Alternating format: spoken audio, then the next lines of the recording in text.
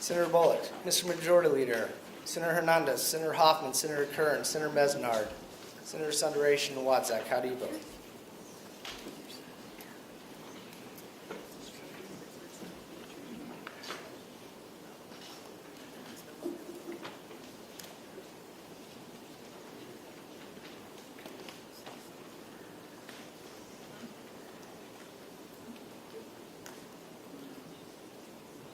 Senator Bolick?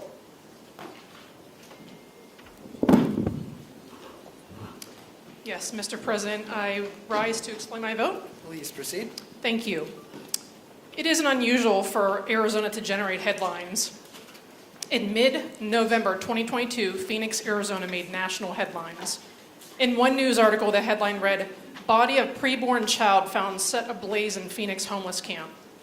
Later, we learned the burned body was of a deceased preborn child estimated to be between 20 and 24 weeks. As many people know, a child of this age born prematurely would have had a chance of survival. Yet in January of 2023, the current governor threatened the legislature that she would line-item veto programs supporting homeless pregnant women, like the Homeless Pregnant Women's Services. Since 2018, the state's budget included dollars for the Homeless Pregnant Women's Services that supports nonprofits like Maggie's Place. If you aren't familiar with Maggie's Place, they support pregnant homeless women throughout their pregnancy and their children's first year of life. Maggie's Place has 4 maternity homes throughout the valley and is a hub for resources in the central Phoenix area. Some of these homeless pregnant women might have a substance abuse disorder, fleeing a horrific domestic abuse situation, or are survivors of human trafficking. It costs about $26,000 a year to house one mom, but with inflation costs continuing to rise, this has created extra challenges for this local nonprofit. Like other nonprofits in Arizona families, they're having a hard time keeping their food pantry stocked. Maggie's Place helps feed current women as well as graduates of their program. There is a huge demand from homeless pregnant women who need the resources provided by Maggie's Place. In March of 2023, it was reported that Maggie's Place receives about 70 calls a week from women who are actively seeking resources and housing. Last year's state budget that was passed in June did not include any money to help these most vulnerable Arizona residents. Homelessness is often a complex issue, not always with one solution. The women who stay at Maggie's Place emerge as strong, independent mothers. Maggie's Place was first awarded about $100,000 annually. Then due to rising demand, the grant amount doubled in 2022 to $200,000. This was something that was part of our state budget. Apparently, the reason why the current governor cut the funding from last year's budget to Maggie's Place was because the grant money could not be granted for abortion referral services or distributed to entities that promote, refer, or perform abortions. Programs like Maggie's Place were designed to help homeless pregnant moms maintain a healthy pregnancy and have a healthy birth and healthy baby. These women and families have chosen to parent over getting an abortion. They need special care. You know, our governor used to be a social worker. She should understand how critical it is for these homeless pregnant moms to get the care, nutrition, and housing they need to thrive. What Hobbs did last year was leave them homeless, those homeless pregnant women on the streets, instead of ensuring they had access to the tools to be confident and successful parents. Sadly, the current governor chose abortion over supporting those vulnerable homeless pregnant women, as the legislature and previous governor had done for the past few legislative sessions since 2018. Today, by way of explaining my vote, I'd like to share the chronicle of 3 pregnancies. Pregnancy number 1. A time not too long ago, a young working woman felt like she was coming down with the flu. After 2 or 3 days of taking the flu medication, she decided maybe she should take a pregnancy test, even though she looked at her calendar and it seemed too early to determine if she might be pregnant. She drove to the store, bought a pregnancy test. The test was positive, but she figured she would take the second test just to verify its validity. 2 positive pregnancy tests. She was both elated and nervous. Morning sickness became a real issue. She learned of her pregnancy around week 3.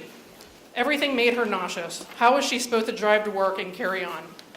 She ended up carrying plastic garbage bags in her car in the event she felt the urge to vomit. She even had trouble keeping down basic saltine crackers as she sipped water and flavored electrolytes. She scheduled an appointment to see her OB as soon as she could. Sadly, she ended up in the emergency room for severe dehydration before her first scheduled OB visit. The emergency room requested upon admission that she pee into a cup to verify her pregnancy. Then for nearly an hour, they pricked her arms to find a vein so they could administer an IV. They finally found a willing vein to cooperate. Both of her arms turned purple. She lay down in the emergency room bed, watching the liquids from this IV enter the plastic tubing, insert into her arm drip by drip. They added anti-nausea medicine, and she drifted off to sleep. A nurse brought her some ginger ale and 2 packets of saltine crackers. Point of order. Around the 6th week of her pregnancy, she went to her scheduled OB appointment. Senator Bolick, point of order has been called. Senator Kern. Please speak in your microphone, Senator Kern. She checked in with the receptionist Hold as on. once again. Senator Bolick, a point of order has been called. Please rise and make your point of order. Yeah, I'm just asking if she would stick to the repeal of the bill. She's kind of going off in a number of areas, but I would ask that she stick to what's on the board. Okay. The request, Senator Bolick, is that you make your comments germane to the bill. At her first appointment, this young woman was given the option at a future appointment of having a transvaginal ultrasound. The doctor told this woman it was likely too early to detect the baby's heartbeat, but at another appointment, the doctor would order a transabdominal ultrasound. The doctor reaffirmed morning sickness was normal and would hopefully subside after her first Point of trimester. order has been called. Senator Hoffman. Thank you. Mr. President, this bill is to repeal a ban on abortion. The good senator from District 2 is not speaking to the bill of repealing an abortion ban. She's speaking to any number of other things. This bill is specifically to repeal the abortion ban, Senator to allow Bolick. abortions, Mr. Senator President. Bolick, can you please explain how your comments are germane to the bill? I will continue. The doctor also offered to write a prescription for an anti-nausea medication since the C-band nausea relief wristbands were not working.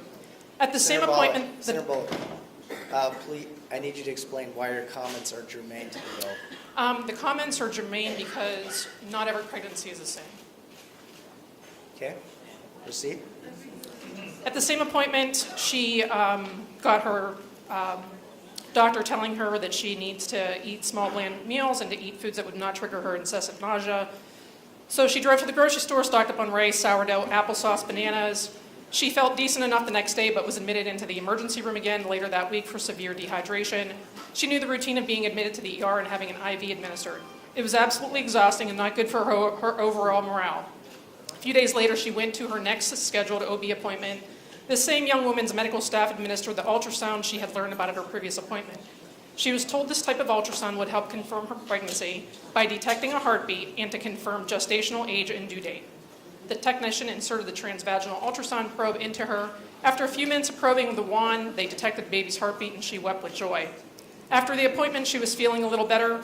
The following weekend, she decided to share news with some close friends and family, even though it was very early in the pregnancy. When she got home from visiting her family the next day, this young woman was feeling weak and exhausted. She overdid it. She was right around the 11th week mark and getting very weak again. The next day, this young woman woke up from severe cramping. She could barely move. She found herself trying to walk up the stairs of their 2-story home. She didn't have the strength to make it up the steps. She sat down near the bottom of the steps and began to cry. She made her best effort to contact the baby's father, but there was a strike with the local telephone company, so it was very difficult to track him down. She finally mustered up enough strength and drove to the nearest emergency room. She knew the drill. At this point, she felt like she needed a frequent visitor card and still had to submit a urinalysis even though they knew she was pregnant. She waited in the cold, hollow waiting room to be called. It felt like hours went by. She felt alone and was nauseous. After she was finished up in triage, had her vitals taken, they set up in a single occupancy room. The on-call emergency room doctor ordered an ultrasound. A few more hours went by and she finally wheeled into a dark room that had an ultrasound machine. She was asked to sit on the ultrasound table with her abdomen exposed. A very cold gel was applied and then a non-English speaking Muslim woman wearing a niqab performed her ultrasound. This expectant mother couldn't see this woman's facial expressions because they were covered by her veil. She tried to make eye contact, but she could barely see her eyes. Her head was covered and so was the rest of her face. The expectant mother asked questions, but the medical professional didn't speak any English, so neither woman could communicate with one another, and there wasn't an interpreter or anyone else in the room. Since this medical professional didn't speak English, it made it even harder to be in the same room together while her abdomen was being poked and prodded. Tears ran down this mother's face. This young mom had so many questions and no answers. This young mother-to-be was in a lot of pain due to cramping. This medical professional wasn't being gentle as she probed into her abdominal region and typed onto her medical keyboard. After this young lady was done having her ultrasound, she was wheeled back into her sterile emergency room. She waited hours for the on-call emergency room doctor to return her room to give her ultrasound results. The doctor said the baby isn't viable and no longer has a heartbeat. From there, this young mother began to cry and slowly tune out the doctor. The doctor said, "You need to have a DNC." Through tears, the mother said, "What is a DNC?" The doctors responded quite bluntly, "It's like having an abortion." This young woman felt alone in her own body, no longer with her child's beating heart, and this doctor's telling her to abort. The young woman said, "I don't want an abortion, I don't want a DNC." This young woman's partner had finally made it to the hospital, only to hear the unfortunate news as they had lost their baby. The doctor responded, "You need to have this procedure, and we need to get you back to having regular menstrual periods. Your OB's office will call you tomorrow to book your appointment." This young woman felt the walls closing in on her, and she was now having a bit of a panic attack. The emergency room doctor told her she needed to get dressed and checked out of the hospital. She was told to go home and get some rest, all after telling her DNC was like having an abortion. While she was getting checked out, the hospital staff told her to expect a call from her OB tomorrow to schedule her surgery. Everyone was so clinical and matter-of-fact, she just lost her baby. Feeling hopeless and now depressed, she went home and cried. Later that night, she spoke with her mother by telephone, who encouraged her to proceed. The next day, she received a call from her OB's office to schedule the DNC. Over the phone, she heard the office tell her they would test the fetal tissue for chromosome abnormalities with the hope of giving her results she could one day get pregnant. Several months after this young woman had the DNC in the mail, she received multiple medical bills for the emergency room visits along with her DNC. The medical bills were breathtakingly expensive. She had been in between jobs and used COBRA as her primary medical insurance. Pregnancy number 2. A young woman had hopes and dreams in her new life. Looking for adventure, she and her husband set eyes on a new chapter in their lives together with the hope of one day having a family. After returning from a recent trip, the couple found out they were expecting.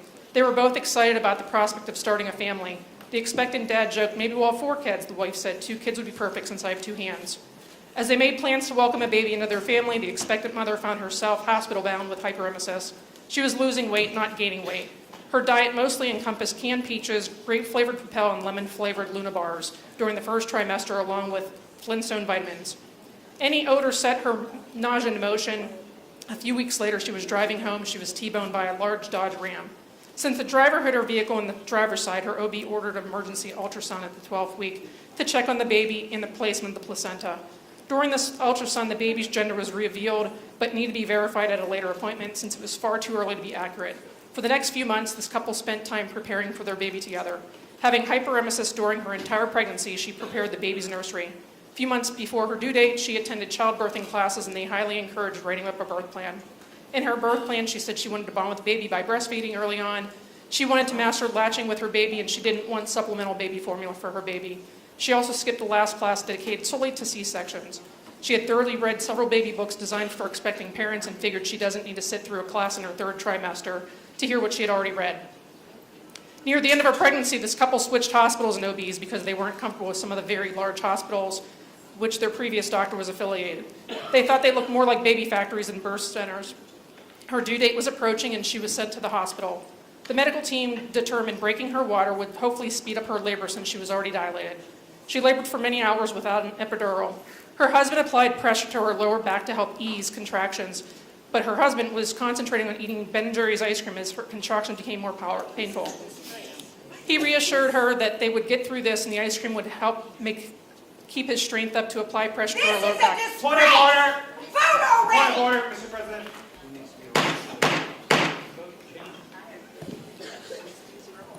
Mr. President. Point of order, Mr. President. We cannot have any outbursts from the gallery, please.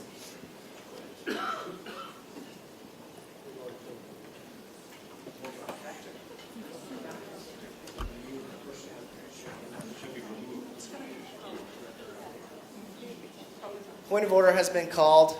This is a point of order. Okay. Senator Bolick, can you please summarize your explanation of your vote? Sure. Somewhere in the middle of the night, she used her call button to request some pain meds. After hearing a woman...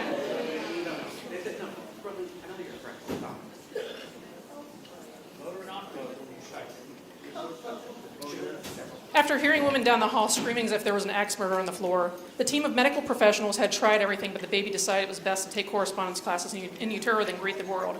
20 hours later, she was wheeled into the operating room for an emergency C-section. They prepped her for this emergency surgery. Shortly thereafter, they prepped her abdomen, and it was horizontally cut open to bring life to her baby outside the womb. She could not see what was going on since there was a curtain blocking her from seeing her baby. The team of doctors shouted, "This kid is ready for the 3rd grade." Each medical professional panicked and asked this mother if she had gestational diabetes. They whisked her baby away with the dad while she was sent to a recovery room. What felt like hours, she finally got to meet her baby. He was everything and more. Number 3. Who knew a toddler could consume a mom's entire world? She planned her days around adventure, learning, and exploring the world. Her life came to a near stop when she found out she was pregnant again. About a month into her pregnancy, she started to bleed. Her OB requested she get an ultrasound immediately to check on the baby. She was diagnosed with placenta previa. She was no longer able to pick up her toddler or do the normal chores she routinely did. After being in the hospital twice, the emergency room staff decided the best course of action was to implant an IV into her arm and send her home. She now had a nurse stop by her house once a week to check her vitals, to make sure she was using the IV properly by cleaning the line and hooking up the IV bag. Out of precaution, she was ordered to bed rest. People around her and her husband said this pregnancy wasn't going to be fair to their toddler. One daring individual even said this mom should get an abortion. 23 weeks of bed rest with a toddler in tow, this expecting mom survived. One day, this mom found delight in putting up a wooden plaque that read, "There are only 2 lasting bequests we can hope to give our children. One of these is roots, the other is wings." As her due date approached, this mom went into full-fledged labor even though she was scheduled for a C-section. The baby was born via scheduled C-section. This baby is loved by all, and the world is her oyster. Many women don't have textbook pregnancies, while many women wish they could have a baby. I know the chronicles of these pregnancies quite intimately because they're all my own. And my family lived and survived each one of them, including my miscarriage. I had morning sickness and was dehydrated during the entire time throughout each pregnancy, making it difficult to do much. From losing a baby through a miscarriage and having a doctor with a horrific bedside manner tell me quite bluntly a DNC was an abortion, to ending up with a medical bill around $12,000 back in 2000 to come home with no baby. Through ups and downs, through tears of sorrow and joy, life was created, and my 2 kids were born into this crazy world. I love them so much. My son was 10 pounds, 10 ounces, and 24 inches at birth. He was far larger than my daughter when he was born than when she was even 3 months old. He even stood up on my C-section incision in the hospital to look around the room with me without me assisting his head from wobbling. My kids are now young adults at ages 19 and 22. As you have heard, none of my pregnancies were easy, and none of them would have been possible without the moral support of my husband. I experienced quite a few medical emergencies during my 3 pregnancies. I'm thankful I was blessed with 2 children, as I had hoped when I got married. Some people say that I have a $1 million family because I have 1 boy and 1 girl. I believe MasterCard would even say there are some things money can't buy for everything. It's priceless. Having a DNC in my first trimester because the baby wasn't viable was very tough. Would Arizona's pre-Roe law have allowed me to have this medical procedure, even though at the time my life was not in danger? One pro-life individual who recently reached out to me even wrote, "Is there a definition for unless it is necessary to save her life?" She asked me. Maybe medical doctors could weigh in. Maybe, I don't know. Over the years, I've had the chance to meet individuals who survived abortions. Some have permanent scars like missing limbs. Other people were told by their adopted families they were not their birth parents, but they were what made their families complete. Thankfully, these beautiful human beings were lovingly adopted into these families. Some have siblings, others might be the only child because their adoptive parents were unable to have a baby of their own, and were blessed to have a family by way of adoption. In 2019, I saw the movie Unplanned when it came out in the movie theaters. Mind you, it's a very rare that I will go to the movies. I cannot ever imagine working in such a place like Planned Parenthood, or feeling like an expecting mom that I have no alternative other than seeking an abortion. I have also met individuals who have worked for Planned Parenthood. These individuals have now dedicated their livelihoods to educating the community of the horrors inside the abortion industry. Planned Parenthood's confidentiality principles often conflict with some state laws around our country. Planned Parenthood, for instance, will not report suspected sexual abuse or statutory rape to law enforcers. A national pattern has emerged showing Planned Parenthood's failure to report sex crimes against underage teens. With a wide open border along with rising child sex trafficking cases, we will never really know the real numbers. In Arizona, if you're a pregnant 13-year-old, you can get an abortion at Planned Parenthood without parental consent. Yet if you want to go to a tanning booth, get a tattoo or piercing, you need to be 18 years of age or receive parental consent if you're under 18. But if you want to get an abortion, you get one at age 13 and your parents would never know. Many people know I was not born in Arizona, but I have come to appreciate some of its history. However, there is one glaring stain in its history. We should reconsider and remove it from our state's history books. One of the women inducted into Arizona's Women's Hall of Fame in 1991 is none other than Margaret Sanger. Margaret Sanger's book titled Woman and the New Race stated, The most merciful thing that the large family does to one of its infant members is to kill it, and that birth control is nothing more or less than the facilitation of the process of weeding out the unfit, of preventing the birth of defectives or of those who will become defectives. Planned Parenthood set up shop in black neighborhoods to try to eradicate an entire race. One of my best friends is black, and I'm so thankful he's here. There is nothing mentioned in this bill that takes away the profits of Planned Parenthood or even asks individuals who abort their babies to have these tiny bodies cremated or buried and not sold to Big Pharma. In fact, a constituent from District 2 emailed me this very same sentiment. In 1977, the Arizona legislature reenacted this territorial legislation. This pre-Roe law was signed by then Democrat Governor Raul Castro. The new code had a delayed effective date until October 1st, 1978, so that another legislative session could consider the new code and add other changes and amendments as might needed. The legislature did just that during the 1978 session when it enacted Chapter 201, which made significant additions and amendments to the criminal laws in Arizona. Governor Babbitt became governor on March 4th, 1978, and he signed Chapter 201 on June 9th, 1978. No change was made in the abortion law, and Governor Babbitt did not ask for one. This law was put on the books by a Democrat governor. I'm not sure why the Democrats didn't repeal this law when they had Democratic governors over the years, but that's a conversation for another time. When I was recruited back to the legislature in June of 2023, I was asked to come back and serve once again after having a 6-month hiatus from this place. As many of you know, I was appointed to fill this vacancy after serving in the House for 4 years. Many people knew when they recruited me back to talk about the issue that I really cared about most, and that's educational freedom.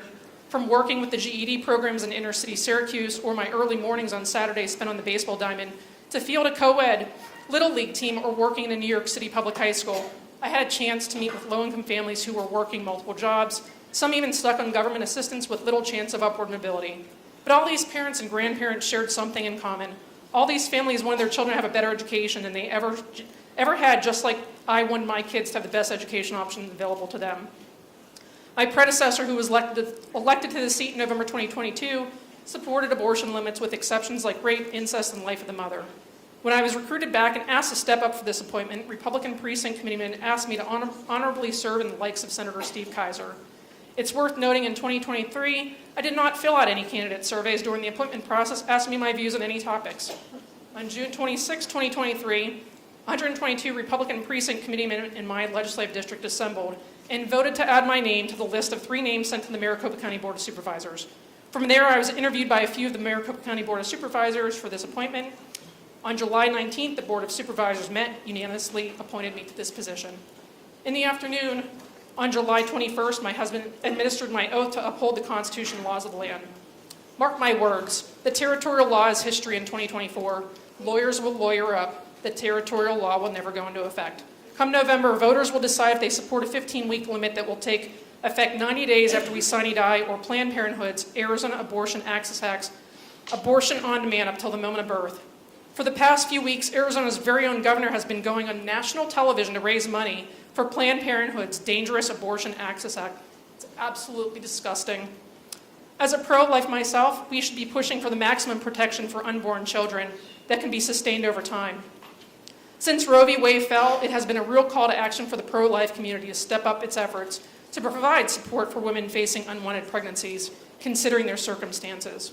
In November 2022, I had a chance to go on a small group tour to Choices Pregnancy Center. They're a wonderful resource that more pregnant mothers need to learn about. So they have the tools to become strong mothers as they bring their babies into the world. Recently, someone shared a Susan B. Anthony pro-life American door hanger online stating, "Most reasonable people favor limits on abortions. They support limits on abortions at 15 weeks when an unborn baby can see, hear, and feel pain." This November, Planned Parenthood's Arizona Abortion Access Act that goes way too far is out of step with Arizona and our values. If this initiative passes, it would amend the Arizona Constitution and cannot be adjusted by us lawmakers here for any future concerns. The current safeguards and protections in place right now to protect young girls and women seeking an abortion from an abortion clinic would be removed. If this initiative passes, it will remove the required medical doctor who's trained to handle and detect any complications. It also prohibits punishment for people who take girls to get an abortion. So if a child is sex trafficked, her trafficker could take the victim to get an abortion to cover their crime, and her parents would never be notified, and they could not be prosecuted, ever. Very little legislation written and signed into law is ever perfect. Until we have a better choice in this matter, I side with saving more babies' lives. I want to protect our state constitution from unlimited abortions.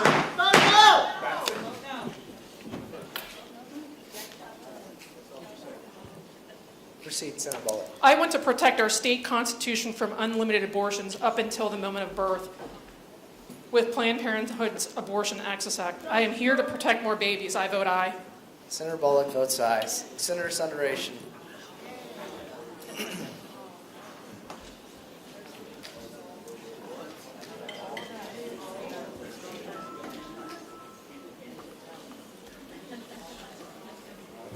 Senator Sundaration, did you want to explain your vote?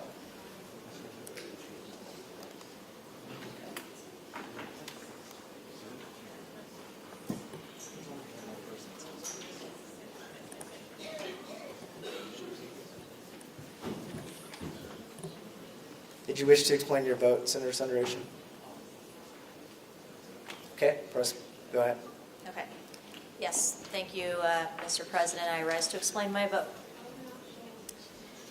This is a clear statement that the legislature does not want the territorial ban to be enforceable, and I vote yes. Senator Sundaration votes yes.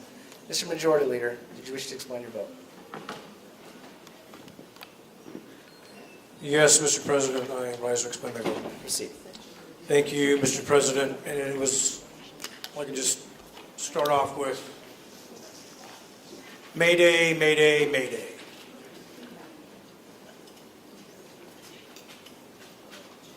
Ladies and gentlemen in the gallery and folks watching online, what you just witnessed was a violation of the process. A complete violation of the process. No committee, no debate in committee of the whole. We have to do it here during third read. When everything was bypassed, no committees, no discussions. And yes, it's been highlighted that they call it the territorial law. That's a false narrative. Completely false narrative. It's been spoken already about, it was spoken about in the House, it's spoken here today.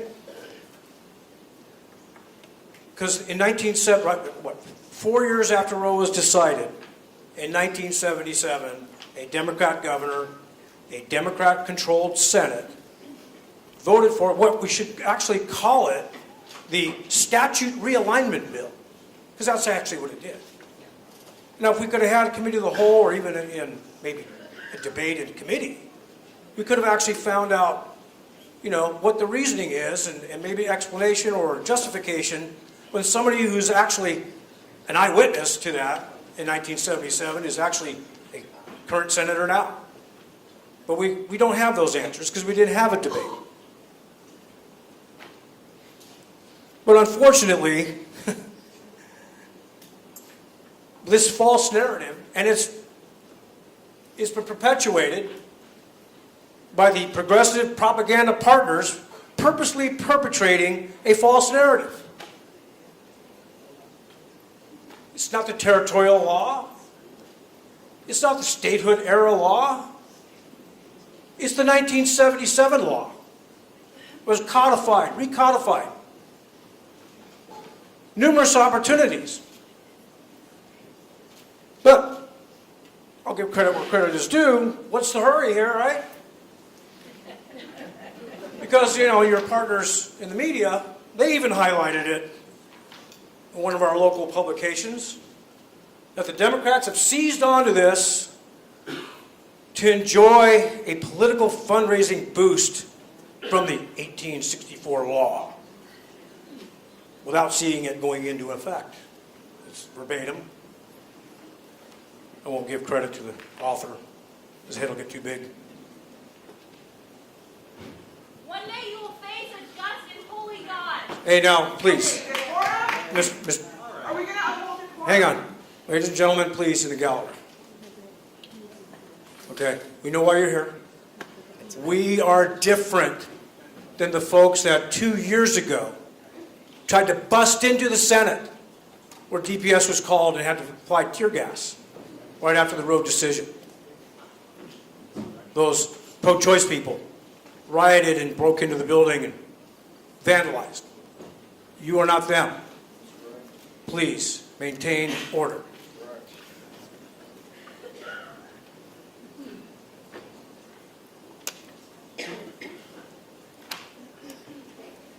Where was I? False narrative, right. The Democrats in 1977 had an opportunity to strike and repeal, but they didn't. They recodified it, and the Democrat governor signed it into law. Well, I'm old enough to remember certain things back in the 60s and 70s. My God, what happened to the Democratic Party? Because at one time they were pro-life. Until the SDS had something else to champion after the Vietnam War. They infiltrated academia, became obsessed with environmental movements and so on and so forth, and literally infiltrated the Democratic Party. And no longer was it pro-life. Things have changed. This country is on the verge of collapse. I have compassion for a woman who's been raped or incest. I have compassion for that. But I cannot go against my core value of life. If the woman is raped, get her to the hospital, get a rape kit, let's get some DNA on these dirtbags and throw them in prison forever. And unfortunately, we have members on this floor who vote against these kind of things. Stiffer penalties for sex crimes, human trafficking, sex trafficking, incest. Hey, let's lock these dirtbags up. And if you do get your partner pregnant, and you don't stand up as a man to take care of that child, I condemn any man who won't do that. I adopted my son from a marriage when he was an adult. Yes, I raised him since he was 6 years old. Guys have problems with that. A man doesn't. But we have party opposite who keeps wanting to divide and, cause, toxic masculinity? When you see somebody being assaulted, you better pray that some toxic masculinity man comes over there and saves you. We have men in uniform. That's toxic masculinity. Women, God bless them, that are in uniform. I served in the Marines for 20 years. I had women in my charge. I wouldn't have traded for 10 guys in some of these jobs.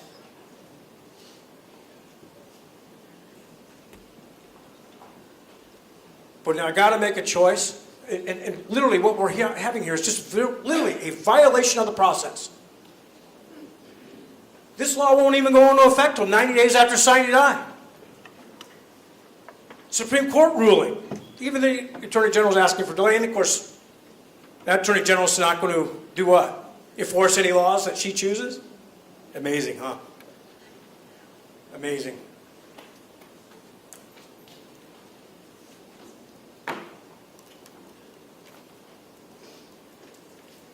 I'm not a perfect man. I have my flaws. May not even be a righteous man. But if I got to choose between life of the unborn, unfortunately on the circumstances, men need to step up. Take care of business. Take care of your children. Even if you're not going to get married. But the process has been violated. This is the wrong answer for this to be happening this way. For example, there should have been amendments on this. Rape, incest. Should have been on there. But we were all robbed of that opportunity for debate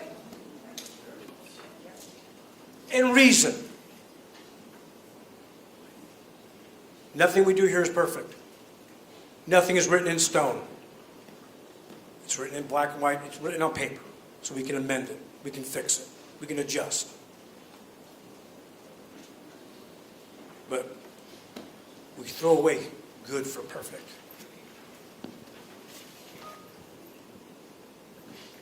Some of you want to laugh at me, go right ahead. I don't give a damn.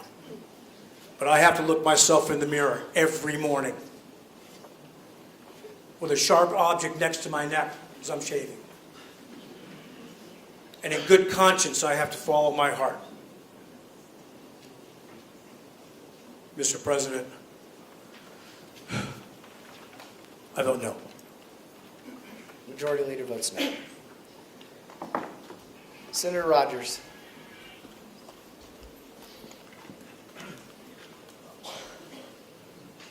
Mr. President, I rise to explain my vote. Proceed. We live in Arizona, the hardscrabble West. And in 1864, I believe our territorial forebears got it right. Because life is unassailable. Life in 1864 is no different than life in 2024. 160 years later, life is precious. And I'll hear my colleagues say, but it's politically expedient for us to moderate. It's politically pragmatic for us to find middle ground. It's politically astute because we might lose votes. We might lose the legislature. We might lose the presidential election. We might lose federal elections.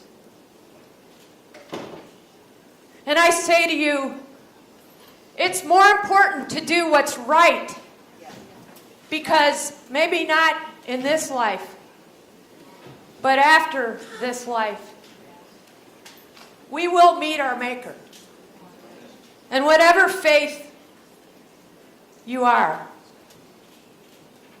this is what matters. We have been given the gift of life. And we have given and passed on the gift of life.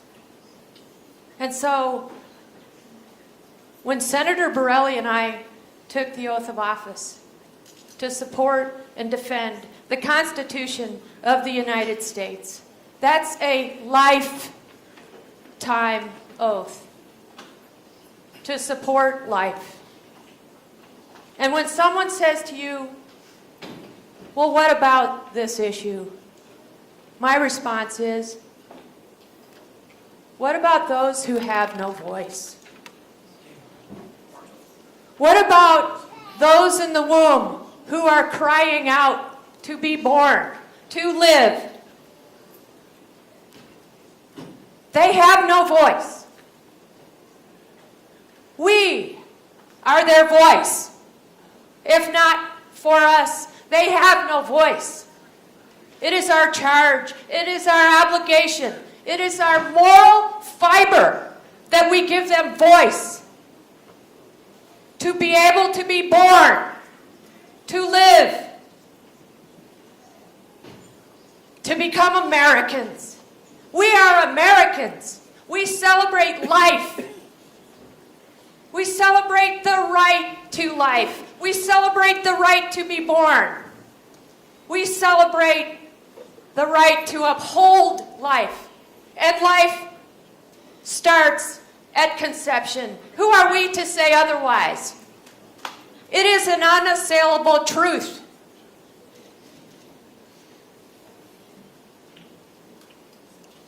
They got it right in 1864. We need to continue to get it right in 2024. And with that, I vote nay. Senator Rogers votes nay. Senator Kern. Thank you, Mr. President. I rise to explain my vote. Proceed. Thank you. I didn't know we could have.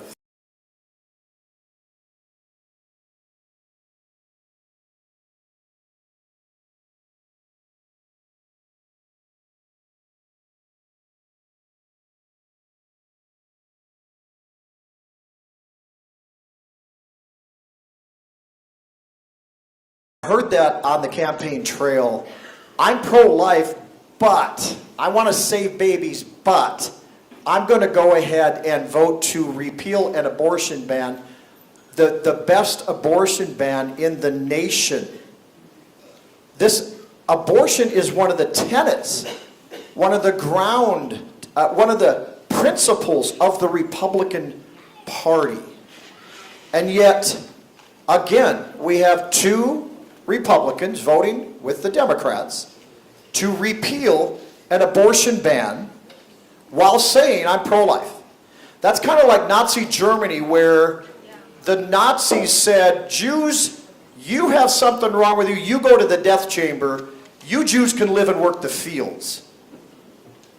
It's wrong.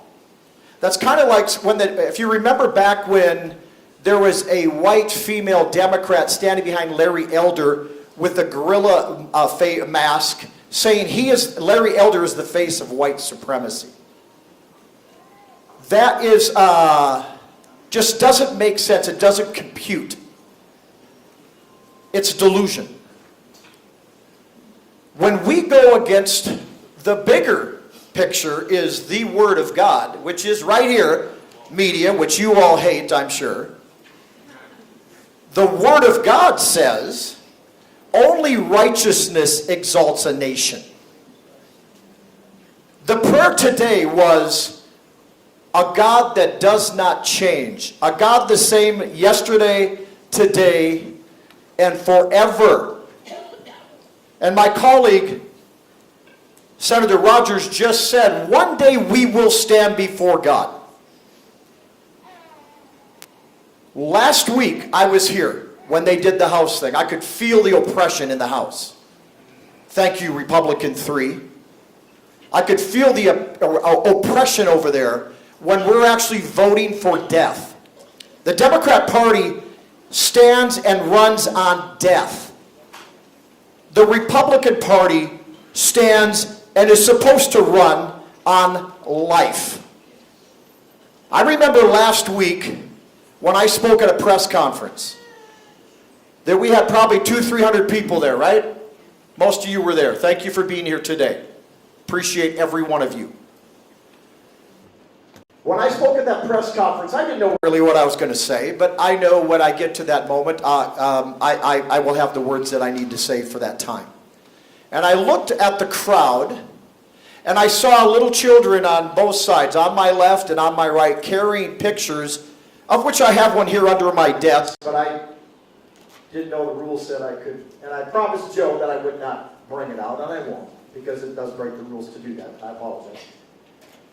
But I was at the press conference, and I saw these children holding signs of aborted babies. Dear God, folks, look at those pictures, Arizona. Look at those pictures, America. If you can look at those pictures and you just think that is just tissue, you really need a checkup. You really need some help. And I looked at one of the pictures, and there was an aborted baby with his head crushed on his left side. His eyes were dilated, he was dead. I looked at that picture and I said, young man, I don't know who you are, I know you're in heaven today, but I'm going to speak for you.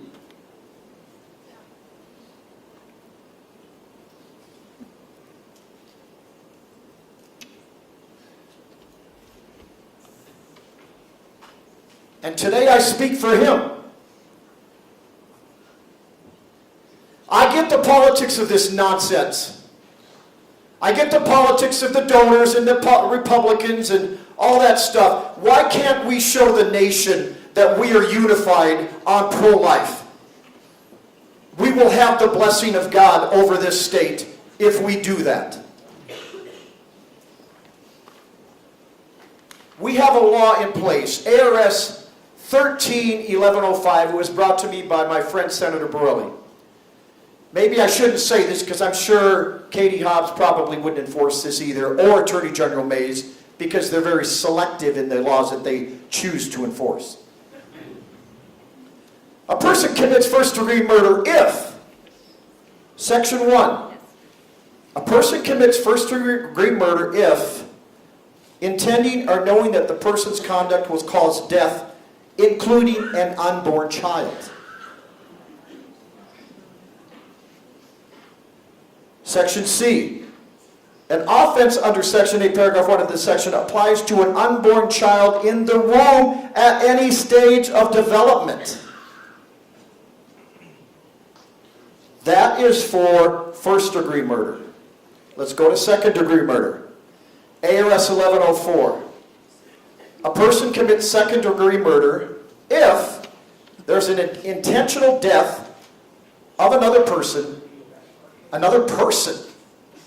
Oh my God. Including an unborn child, which tells me an unborn child is a person. And according to Senator Rogers, our Constitution guarantees the life of the individual. But here we are again, breaking the Constitution.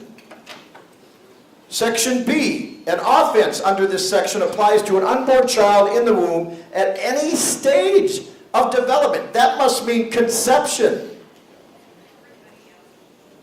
Which I firmly believe in 100%, and I will die on this hill. Life begins at conception.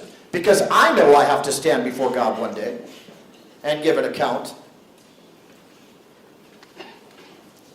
And He's not going to ask me, did I win the next election? He's not going to ask me, did the big donors give you a nice check because you voted the way I want to, that they wanted me to. Let's go to manslaughter.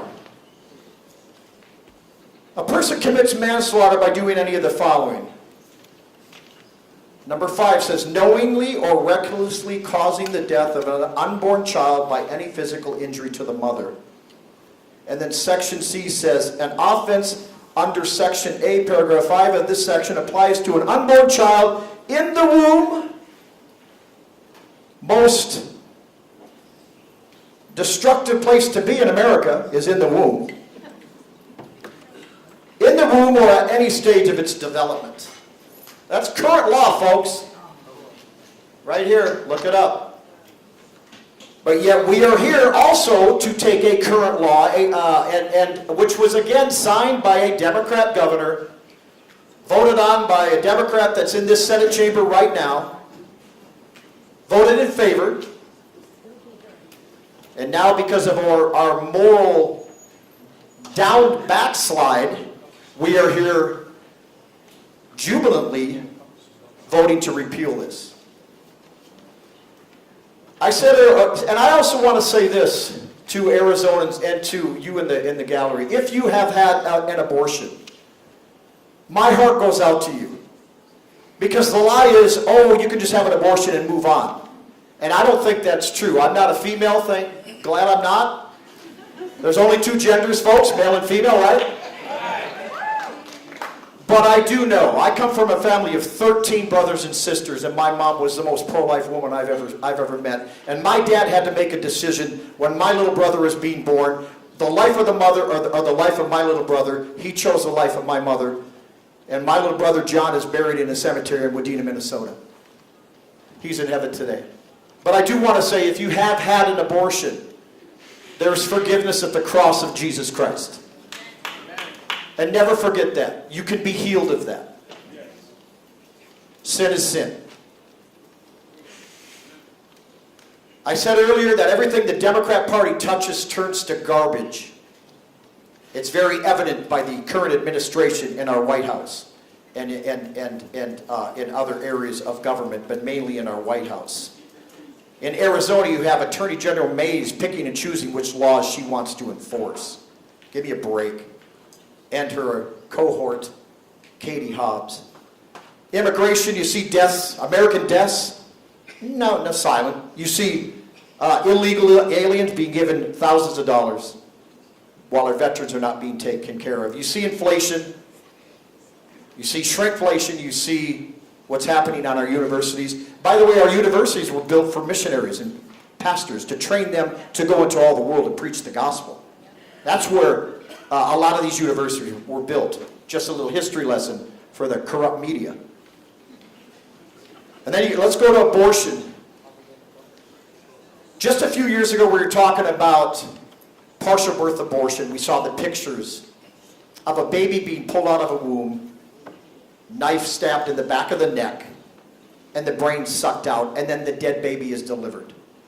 You saw the Planned Parenthood videos of Project Veritas, and you saw the vehement destruction of the Planned Parenthood going after Project Veritas. But you saw the little petri dishes of little arms and little heads and little torsos. We just heard last week Maya Rodriguez, I believe her name is. I heard her spoke at a Mario Murillo event, telling me she was the one at Planned Parenthood for 18 years putting these little torsos and little skulls and little arms in garbage bags.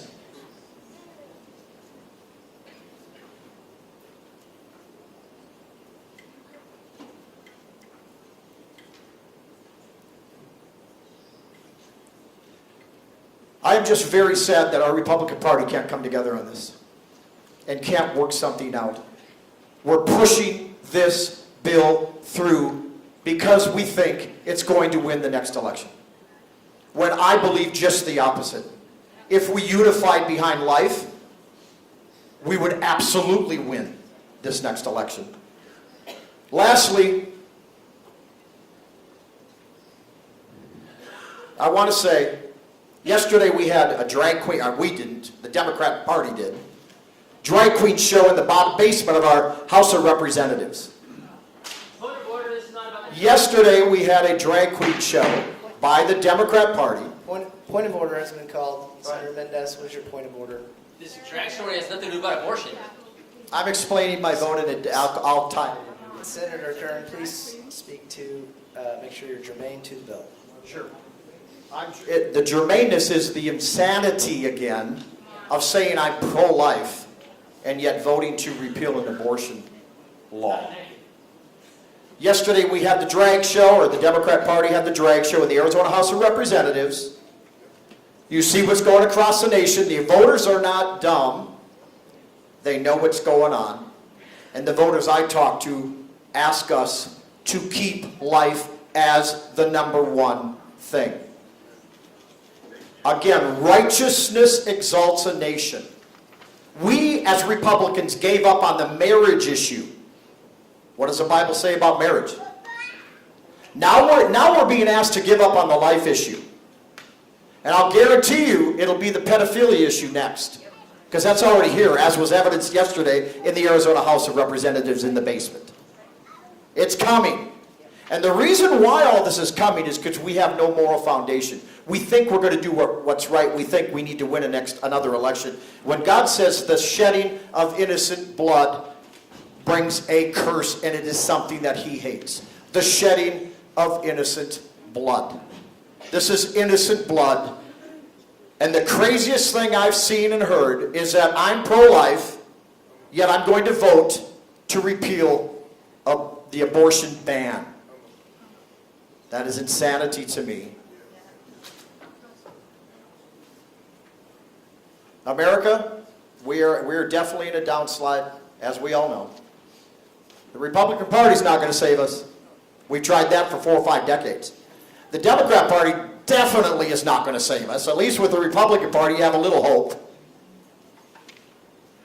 And I think the next President of the United States, DJT, Donald J. Trump, will absolutely propel this nation back into greatness. But our only hope is Jesus Christ. If my people who are called by my name will humble themselves, turn from their wicked ways, then I will heal their land. And until we understand who we will give an account to, until we understand that, we're going to keep sliding down that hill to destruction. And once we lose America, which I believe the other party really hates this country, Because if you want to destroy a country, you're going to do everything the current administration is doing. And until we get back on our face before God and say, Lord, help us find our way back, I think when we do that, our country will turn. But until we go down this path and keep going down this path and keep believing the lies and keep believing the delusion, it's going to be a hard road up. And I'm not running for Congress. Well, I'm running for Congress to the senator that said that. But that was repulsive what she said, by the way. And we were going to call for impugning. But this is what I believe in. You know that. I believe in Jesus Christ. I believe in life. And I will never waver. I don't care if I win or lose. I know in the end I win. And with that, I absolutely vote no. Senator Kern votes no. Senator Hernandez, Thank you, Mr. President. Rise to explain my vote. proceed. Thank you. I'm actually not running for Congress and polling at 3%, so I'm going to keep my explanation short. I just want to clear something up about the messaging around that this law was signed in 1977 by a Democratic governor, but the reality is that in 1977, the entire criminal code, which is hundreds of pages long, was restructured and renumbered. The bill was over 100 pages long and 180 sections. The abortion ban was located on one single line, and it simply stated that it was renumbered from X to Y. We vote on hundreds of such technical changes each session. This session has been no different. And to cherry pick one item from nearly 50 years ago shows just how hard the people that are making this argument are grasping for straws. There is no defense for the territorial ban. So that's all that's left is this is a false narrative that this was signed in 1977 by a Democratic governor. Roe was in place in 1977 and the law in Arizona was enjoined and unenforceable. I could add so many more reasons why that narrative is false, but I'll leave it at that, and with that I vote aye. Senator Hernandez votes aye. Senator Wadzak. And we need to get Senator Kern. Somebody grab Senator Kern. He needs to. Thank you, Mr. President, for I rise to explain my vote. Proceed. Since the Arizona Supreme Court made their curiously timed ruling, I have been clear about my position and have made that even more clear with my vote. I am pro-life. I was elected as a pro-life candidate, and I will continue to vote to protect life. But at this point, I have to wonder, why are we even taking this vote to repeal a law that those in charge of enforcing it have stated that they will ignore it completely?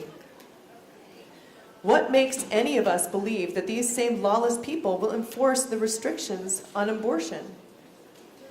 What they want is the Planned Parenthood plan. Abortion until birth. That is what those using the terms abortion care and reproductive freedom mean. They mean 9 months, and they need to own that. So in order to appease them, we are skipping this entire process as a bill that usually takes months to rush an appeal of the law that has last been signed by a Democrat governor and is still being deliberated in the court system. It's not anyone's fault that these people back then didn't read the bill. In fact, we just learned yesterday that our Attorney General, who refuses to enforce this law, is now seeking a stay on the ruling. Perhaps we can just change the rules in this chamber to let her write the law that she wants to enforce, so that she doesn't have to go through all of that trouble. But I can give you a sneak peek of what she wants, and it is abortion up until birth. The media who has descended into our state from thousands of miles away is here to promote one cause and one cause only: abortion until birth, 9 months. I think they need to be a lot like Bill Maher and say it like it is. He rightly stated, those like me who are pro-life are not anti-woman. That's just made up. We do think that abortion, like Planned Parenthood, is desperately trying to legalize in this state up until 9 months. And it is murder. And those who are on the side of Planned Parenthood are just okay with that. Abortion until 9 months. And I appreciate Bill Maher's honesty. After listening to the many different types of pregnancies that one can have, I've had 3, and I have 2 children. The first one, I saw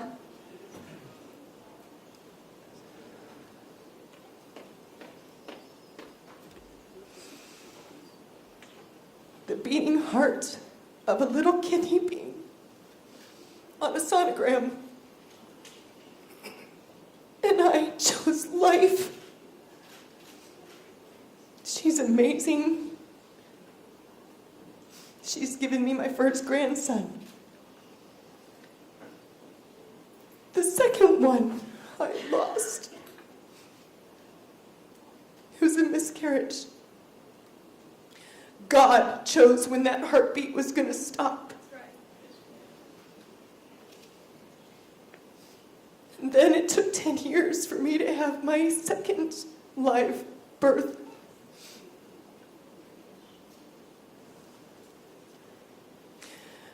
It is not my job as a state senator to determine when a child's heart stops beating, and with that I vote no.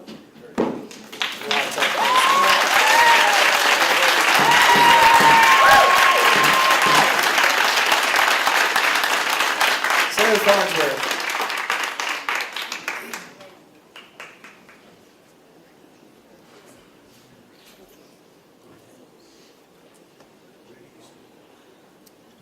Senator Farnsworth, did you wish to explain your vote? Mr. President, I wish to explain my vote. Proceed. Life begins at conception. And we have the responsibility to protect the most innocent in this world and the most vulnerable in this world, and that is children in the womb. Unborn children have a right to live.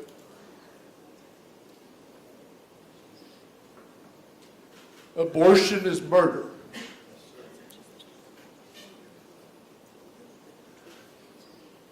I remember when the decision of Roe v. Wade came down.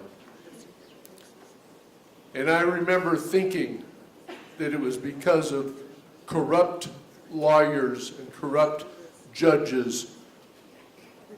The law is plain. They ruled wrongfully, and we have had to deal with that all these years.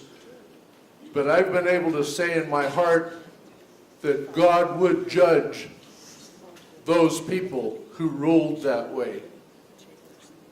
Now we have a different situation. We cannot blame this on judges or lawyers. We stand here today to make a choice, as has been said. Do we choose life or do we choose death?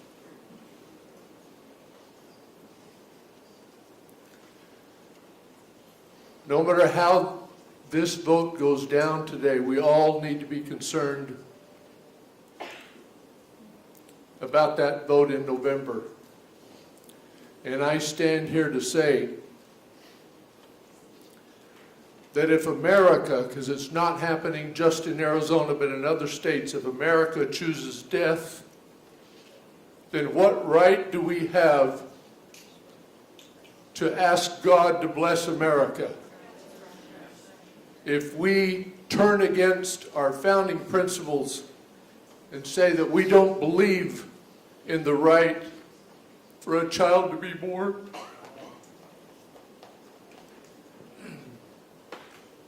I'm going to share 2 very quick verses from the Bible. This is something that I have read many times and I never really understood it, but maybe I do now. It sounds like a warning.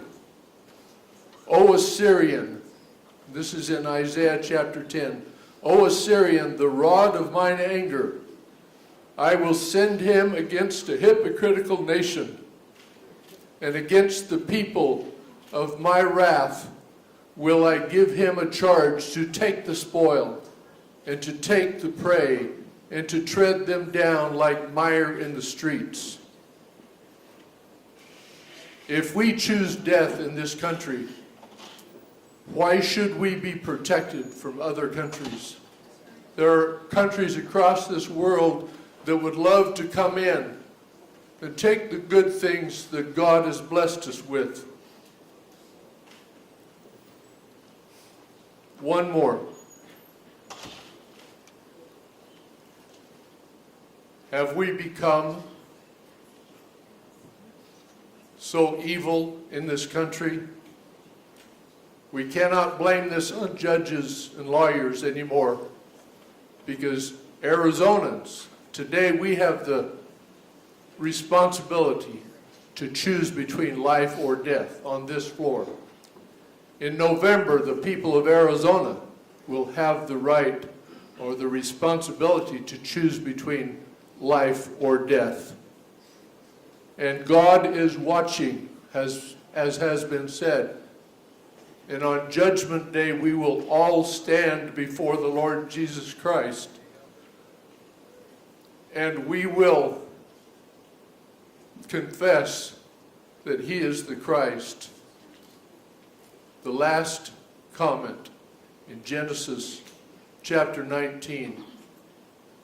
Then the Lord rained upon Sodom and Gomorrah brimstone and fire from heaven.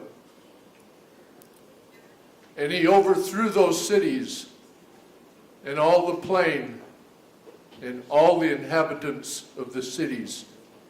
With that, Mr. President, I vote no. Senator Farnsworth votes no. Senator Hoffman, how do you vote? Senator Mesnard, how do you vote?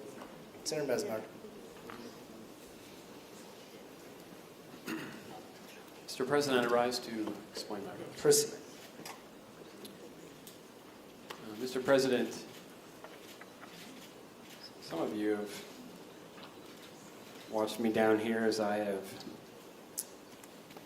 had the exciting experience to get married to the love of my life and to begin planning a family together.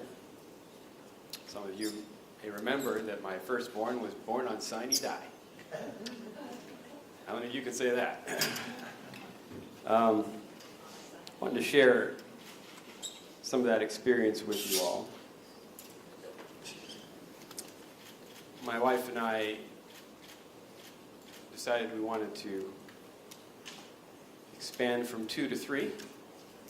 We were excited, obviously, when we got the news that we were pregnant. Excited still to then go and see.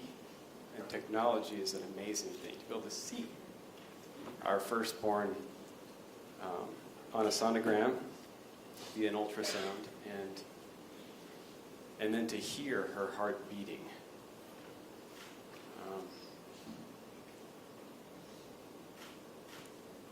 That was quite an experience. I don't know that I can quite, some of you experience this, so maybe you know, but I can't really quite put it into words.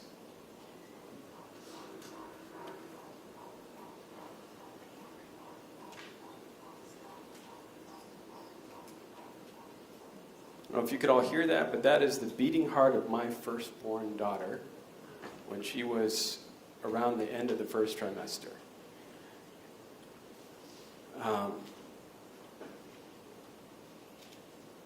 In that whole experience, I learned a few things. First, as joyous as the occasion was, pregnancy is tough. I didn't have to go through it, I just got to watch. So that was a blessing for me. But pregnancy is difficult. Morning sickness, you name it. I mean, it's a challenge. Your body changes. And that, having witnessed that firsthand, I mean, I can stand up and I can say pregnancy, as joyous as an occasion as it was for us, is difficult. I realize also that there are some out there who face unplanned pregnancies. And so their feelings on the matter may be different than mine, and yet the challenge will still be the same. They may be facing financial challenges as well.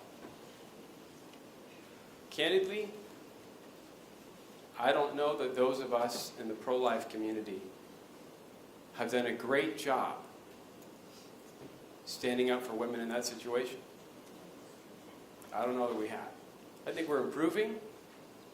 I think we can do better. I wanted to acknowledge that. And I want to support policies that help women, pregnant women, and I do think that's the right way to say it, by the way, pregnant women, in situations where they have challenges they're facing, and ways that we can come alongside them. Another thing I learned when listening to that beating heart is, in case there was any doubt, that was a living human being. And I had the privilege of being able to see it there in front of me and hear it there in front of me. But that cast all doubt aside in case I was thinking this was just a clump of cells, which I'm pretty sure that's what we all are actually, is a bunch of cells. There was a beating heart there, and I realized there are serious moral implications to the idea that we will just stop it. That we're going to stop the beating heart. When there's a beating heart, I think that matters. It used to be that the other folks on the other side of the aisle, their mantra was, abortion should be safe, legal, and rare. It wasn't so long ago that was the mantra. But as I listen to what I hear from the vast majority of them, they seem to be running away from that. In fact, it almost more aligns more closely with Republicans today than the Democrats. And the thing they're running away from seemingly is the word rare. And I get why that word might make people uncomfortable.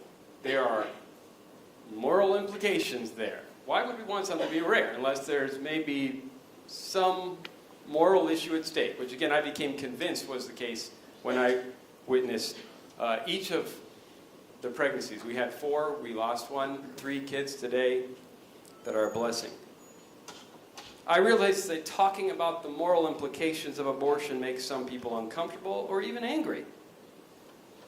After all, if you can convince yourself that we're not talking about a living human being, or we can categorize them in some other way, devalue them in some other ways to remove the moral challenge this poses to those who want abortion on demand up until birth with no restrictions, it makes it a heck of a lot easier, doesn't it? When we can close our eyes to the little human being pictured on the sonogram and we can plug our ears to the beating heart of an innocent little person, it does become easier.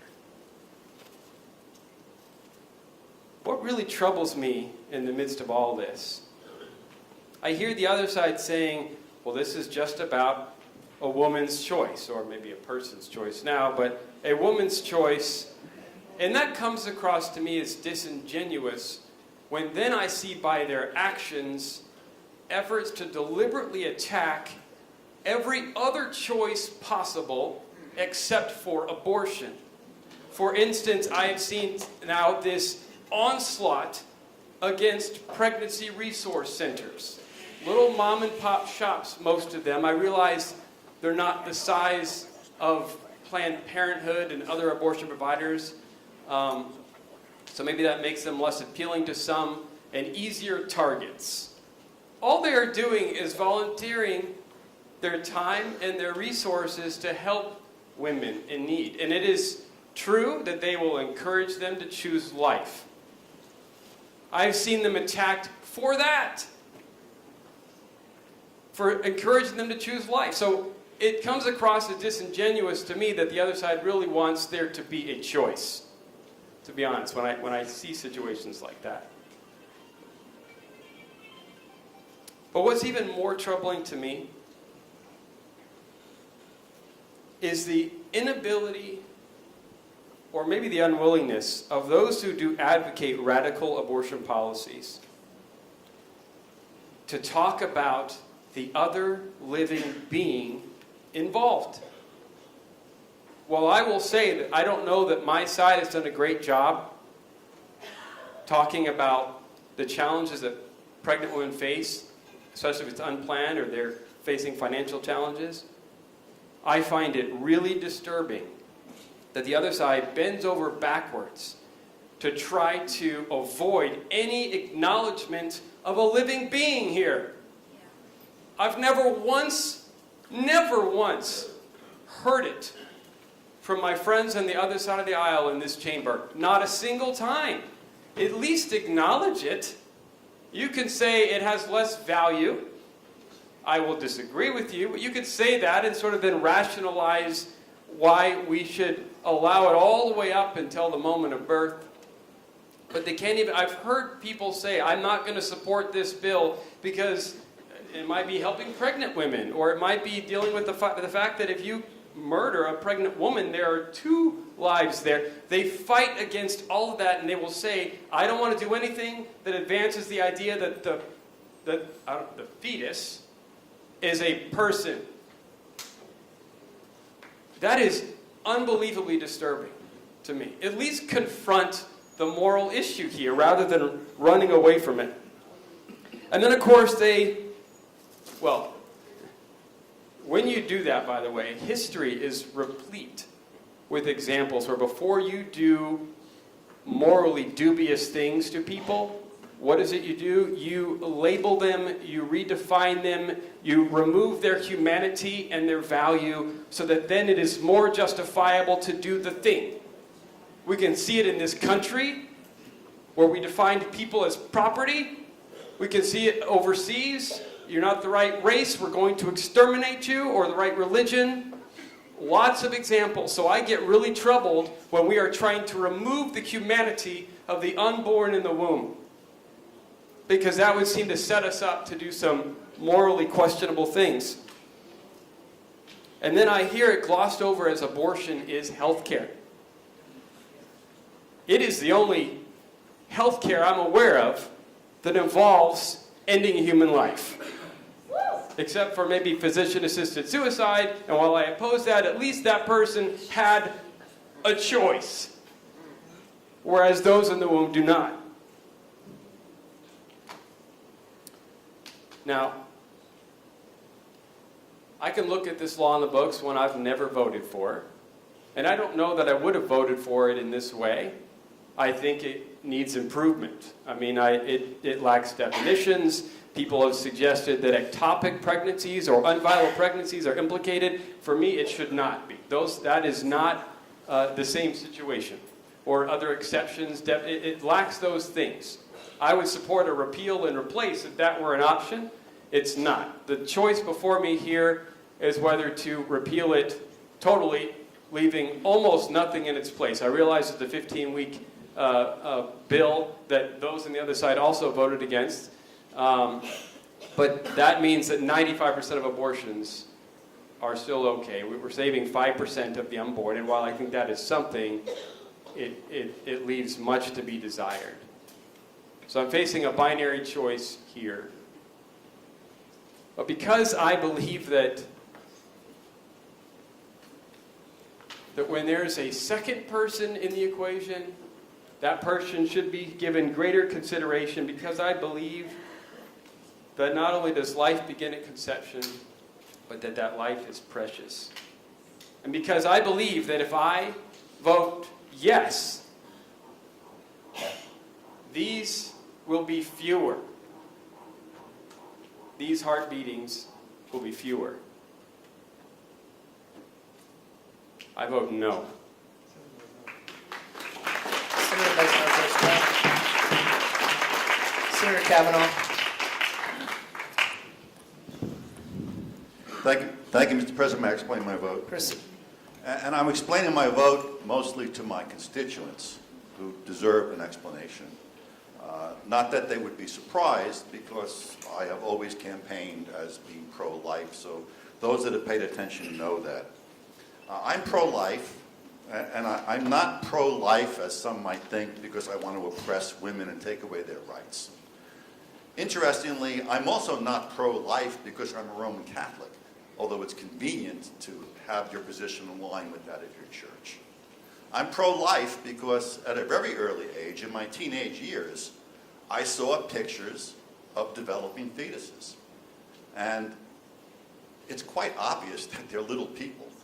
There's no way you can change that view if you look, especially as the months go by.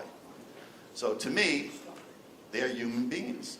And to me, abortion is killing them. So judge me on my belief that they are living human beings. But if you want to misjudge me, please misjudge me and call me somebody who wants to oppress women. Because I would much rather be thought of as a male chauvinist than as a baby killer. Because the latter is worse. With that, I vote no. Senator Kavanaugh votes no. Senator Burch.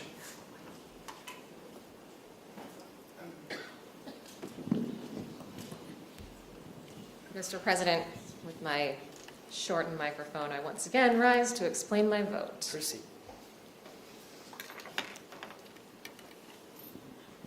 We heard a lot of disinformation in this room today. I can rephrase. First, I want to explain that the graphic descriptions of abortion given here today do not bear any resemblance to the vast majority of abortions that are performed in this country.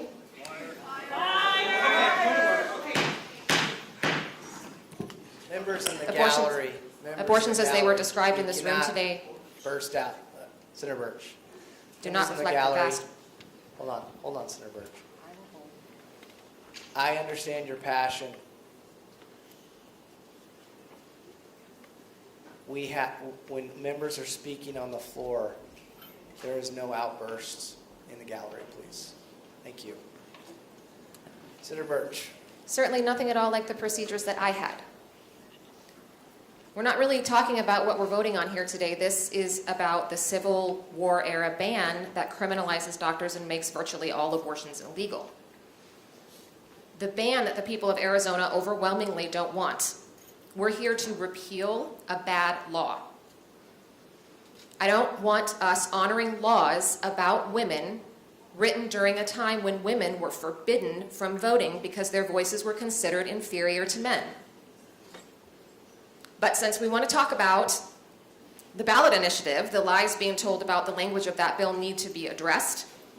The bill does not allow for abortion on demand through the 9th month of pregnancy. That is categorically false.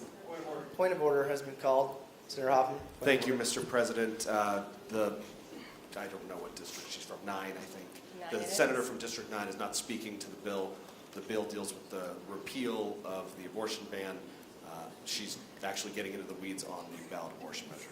I would like to be held to the same standard as everyone else who has explained their vote here today. If she's speaking to abortion, it is germane to the bill. Please stick to the topic of abortion, the repeal on abortion. Thank you.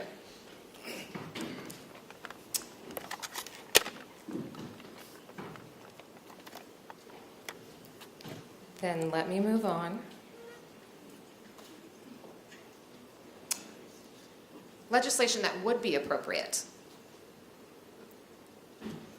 Legislation that I think the public would like to support would have a viability clause, and any citizens initiative that was reflective of what the citizens have been asking for from the research, polling, and community engagement would have language to that Senator effect. Burch, point of order has been called. Senator Hoffman, what is your point of order? Thank you. Same point of order as before, Mr. President. She's talking about prospective legislation that has not been introduced and is certainly not on the board to be voted on today.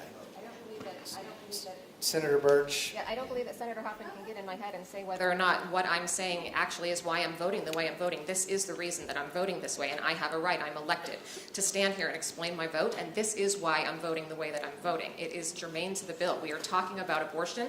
It's already been a point of order on this issue, and I'm continuing to talk about abortion, which has already been ruled germane to this bill. So the chair rules that we have had members speaking about abortion on both sides. As long as she pertains to abortion, she is germane. Proceed. We also have to stop allowing people to suggest that there are abortion providers in this state or even in this country who provide elective abortions on demand for full-term pregnancy. This is false, and facts are facts. The majority of the people in this state believe that abortion is a decision that belongs to patients and providers. I appreciate the passionate religious convictions of members who have risen to announce their faith. I respect it. My beliefs are different from yours. I'm not afraid of the abortions that I had. I do not fear for my soul. They were the right decisions for me, and I don't have to follow your religion in this country. And this is not a belief that is consensus even among religious individuals. A very large portion of people who have abortions identify as Christian or Catholic.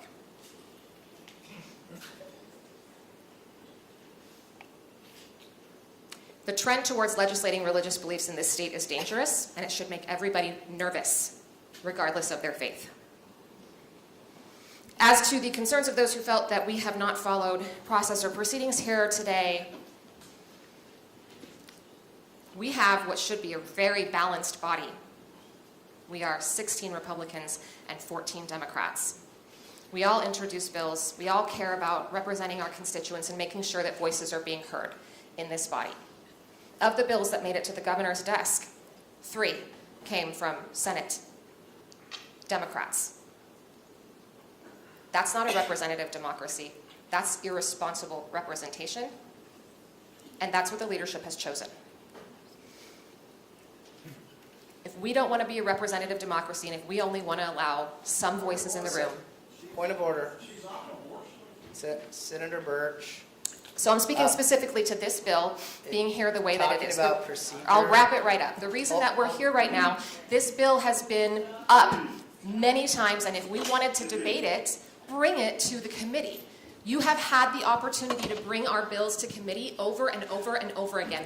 And if you refuse to hear our bills when they are popular with the public and when it's what the people of Arizona want, then we are going to use the tools and resources available to us to make sure that our constituents are being heard. It is their right. We cannot ignore the majority of Arizonans and only listen to voices that lean heavy into party politics because everyone else is going to be silenced in the process here. Point of order. And I Senator vote Burch, how do you yes. vote? Senator Burch votes yes. Senator Shamp. Thank you, Mr. President. I rise to explain my vote. Proceed. The members in this room, my constituents in LD 29, and the citizens in Arizona that have gotten to know Senator Janae Shamp, perioperative nurse manager, elected in 2022, is 100% pro-life. I wasn't going to speak today, but I cannot continue to hear misinformation be said and to not clarify. And that is, there is a very large difference between an abortion and a DNC, which is a dilation and curettage. And I'm here to tell you, as a woman who would never be in the operating room to perform an abortion, I have, unfortunately, witnessed the sadness of a dilation and a curettage. And I have been the nurse to hold the hand of the patient to go through this procedure. But a dilation and curettage, for what we call in the medical world as products of conception, is not the same thing as a pre-born living child. I can't stand to hear that misinformation continued. It is not the same. I also would like to clarify that this law, when it was put into effect, was to protect women. Because back in the day, women were sex trafficked. And when they got pregnant, they couldn't work. They couldn't earn money for the people that held their papers. So therefore, I do not want to hear any more misinformation about where this actually came from. And finally, if abortions at 6, 7, 8, 9 months of gestation are not happening, then I call on all of the members to vote to ban it in the state of Arizona.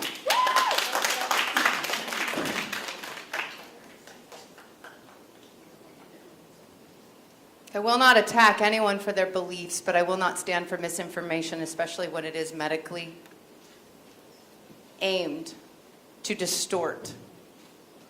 And with that, I vote no. Senator Shamp votes no. Senator Hoffman. Thank you, Mr. President. I rise to explain my vote. Proceed. You know, I have been tremendously blessed with a big family. I have a loving wife who many of you have met here in the gallery, and I have 5 incredible children, 14 to 5. Now, not all of those children were planned, but when we had the opportunity, when God gave us that life inside of my wife's womb, we chose to protect life. We chose to defend life. That doesn't mean it was easy. There were financial hardships. We didn't have a house that was big enough. There are always considerations and always factors that go into those decisions. But our job as humans, our job as people, is to defend and protect the most vulnerable. To defend and protect those who can't speak for themselves. You know, we have seen virtue signaling at its finest so far in this chamber. We have seen a total abandonment of the process, as was mentioned by a couple of other of my colleagues on the right.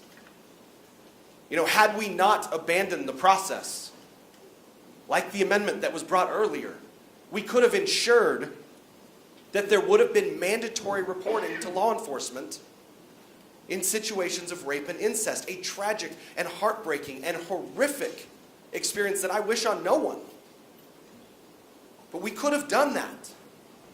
But unfortunately, my colleagues across the aisle and 2 on my own side abandoned the process. We could have amended the bill to eliminate the disgusting practice of the D&E abortions, or the D&C abortions, except for those cases of miscarriages where a fetal heartbeat is no longer felt, where a fetal heartbeat no longer exists. But we didn't. We didn't do that because we abandoned the process. And I am disgusted at the fact that the political propaganda in this room, including from all of you in the media, continues to call this the territorial law, when you know full well that that is not the case. It's not even the same statutory reference number as the prior territorial law.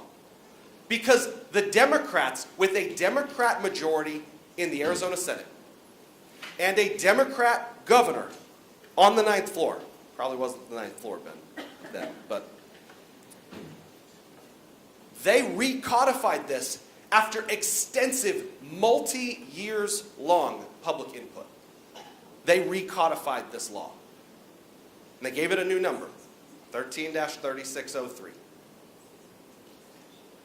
It is misinformation to say that this is the territorial law, because this is the post-Roe law. This is the law that 4 years after Roe was decided, even Democrats in this state recognize that life is invaluable to us as a society, that life is worthy of protection.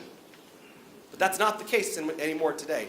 And in fact, it was insinuated by Senator Hernandez that the Democrats in 1977 apparently weren't smart enough to read the law, that they didn't know how to read the law. And I'll tell you, that's an insult. It's an insult to the Democrats and the Republicans that served in these legislative chambers all those years ago. It's an insult just like when they say that minorities can't access an identification to vote. It's misinformation and it's propaganda. And that is what this debate has devolved into, unfortunately, by my colleagues across the aisle. And to my colleagues on this side of the aisle, you know, the senator from District 2, and I'm paraphrasing here, but claimed that countless women and teens are victims of sexual assault. Had we voted to amend the measure right here, we would have required mandatory reporting. We would have protected those people from the disgusting perpetrators of those crimes. But we weren't able to do that. And you know, with the very, very long 21-minute vote explanation by that same senator from District 2, she has confused the pro-life community. Now, I won't assume her motives. Maybe that was unintentional. But she has confused the pro-life community. Make no mistake, to everybody watching this and hearing my voice right now, and everyone who will hear it, she voted for abortions. She voted for 95% of all abortions continuing to exist. And what I find truly incredible is that even the leftist, Bill Maher, sees the cognitive dissonance and hypocrisy in that stance and in that logic. Bill Maher recently said, and I quote, "I don't understand the 15-week thing. I can respect the absolutist position. I really can. I scold the left when they say, oh, you know what? They just hate women. Those are people who are pro-choice. They don't hate women. They just made that up. They think it's murder, and it kind of is. I'm just okay with that. I am. There are 8 billion people in the world. I'm sorry, we won't miss you." That's my position on that. Even Bill Maher knows that it's murder. And any leftist who is honest with themselves on this topic, like Bill Maher, knows it's murder. Plain and simple, that's what this is. You know, our founding fathers, in the Declaration of Independence, they wrote these words: "We hold these truths to be self-evident, that all men are created equal, that they are endowed by their Creator with certain unalienable rights, that among these are life, liberty, and the pursuit of happiness." They are life. Life, I say again. And it wasn't as if the Declaration of Independence was the only time that they made that argument. In the 14th Amendment, in the Equal Protection Clause, and I'm reading just the excerpt that applies here, it says, "Nor shall any state deprive any person of life, liberty, or property without due process of law, nor deny to any person within its jurisdiction the equal protection of the laws." Now, we've already heard from my colleague in District 27 that our criminal code codifies these preborn children as persons. So what we are doing here today is in plain letter violation of the U.S. Constitution, the Bill of Rights, the 14th Amendment. But apparently, nobody cares about those archaic laws anymore. That's what we've heard today, is that they're archaic. Well, you know what? I don't take the Constitution, I don't take that as being archaic. The Equal Protection Clause in the Bill of Rights, that sure as hell doesn't seem archaic to me.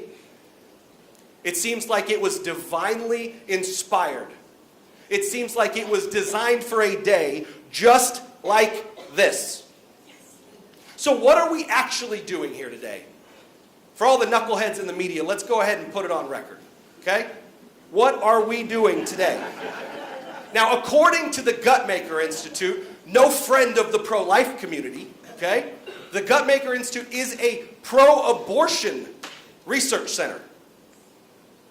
At 15 weeks, which is when this bill, right now it has 16 votes. So when this bill passes, at 15 weeks, 95% of abortions. In Arizona, that equals 12,350 approximate lives snuffed out. 8% of those abortions will be performed on teenagers. That's about 1,000. 57% of those will be young women in their 20s, about 6,500. 31% will be women in their 30s at 3,600. Now, 50% of those abortions will be performed on Hispanic minorities, 8% on black minorities, 58%. Please let that sink in. These are not my numbers. These are the pro-abortion crowd's numbers.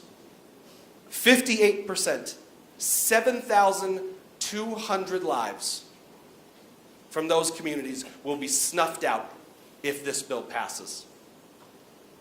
Now, 44% of the abortions allowed by this bill, according to Gutmaker again, 44% of those abortions will be surgical abortions. Now, you know, we talk about these, and again, the left propagandizes and conflates medical terminology with abortion terminology.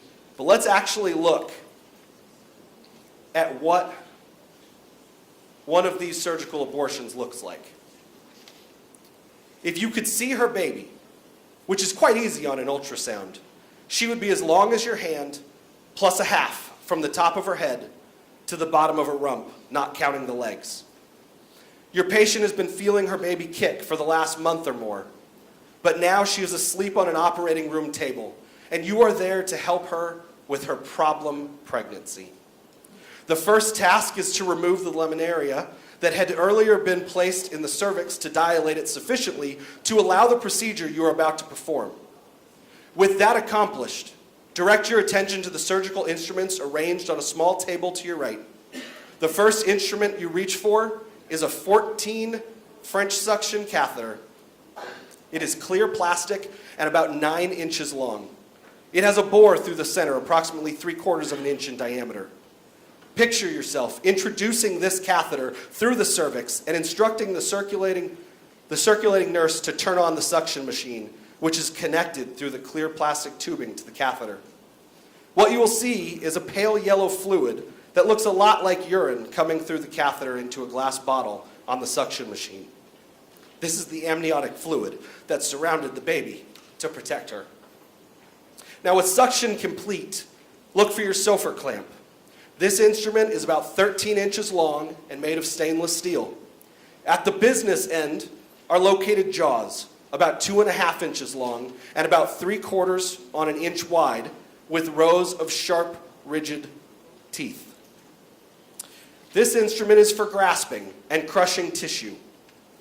When it gets a hold of something, it does... This does not further any arguments. He could just pass this out. This is not helping. Senator Mendez, please rise to state your point of order. Point of order. This person stopped talking about anything and is now just reading off a manual. This could be passed out to everybody and does not further any argument. Okay, you're out of He's order. being dilatory. Okay, He knows he's wasting time. all right. Thank you for your... Okay, the ruling of the chair is that he is germane and he is not dilatory in the Senate.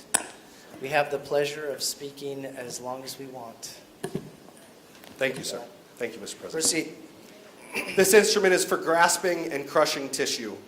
When it gets a hold of something, it does not let go. A second trimester D&E abortion is a blind procedure. The baby can be in any orientation or position inside the uterus. Picture yourself reaching in with the SOFR clamp and grasping anything you can. The uterus is thin and soft, so be careful not to perforate or puncture the walls. Once you have grasped something inside, squeeze on the clamp to set the jaws and pull hard, really hard. You feel something let go, and out pops a fully formed leg, about 6 inches long. Reach in again and grasp whatever you can. Set the jaw and pull really hard once again, and out pops an arm about the same length. Reach in again and again with that clamp and tear out the spine, the intestines, the heart, and the lungs.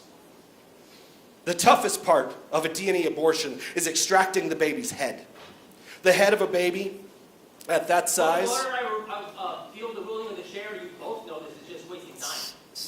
Mendez. Senator Mendez, what's your motion? Well, you can't motion. We're in the middle of a vote. What's your point of order? I appeal your ruling, Okay, I haven't made a ruling yet. What's your point your of previous order? ruling. Okay, what's your point of order right now, sir? That you both know that he's wasting time. Okay, that's If you you're could out get to of the, order. just ask him to get to the point. You're out of order, sir. You have to have a point of order. Proceed, Senator Hoffman. Thank you.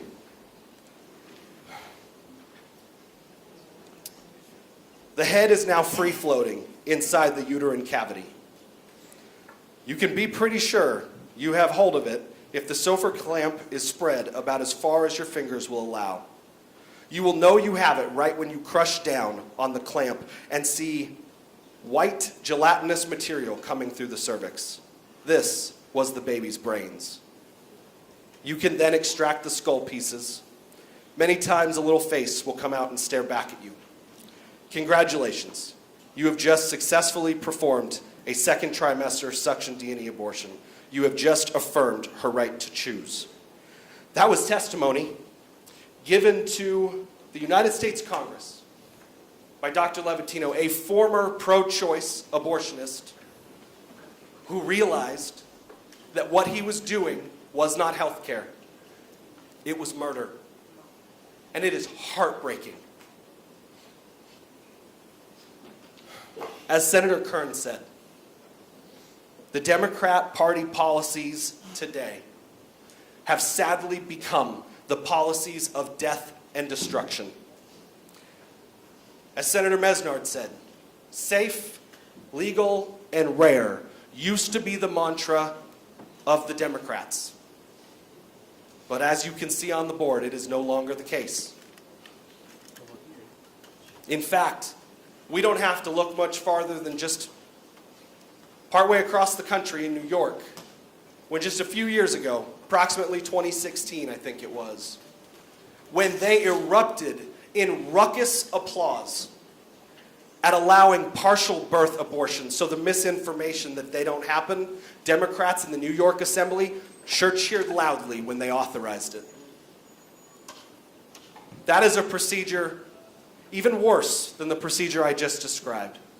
Even more gut-wrenching and heartbreaking, because that is a fully formed baby. That when it comes out of the womb, they stab it in the bottom of the spinal cord. They stab it right at the base of the skull to try and sever brain function. That is a completely viable baby.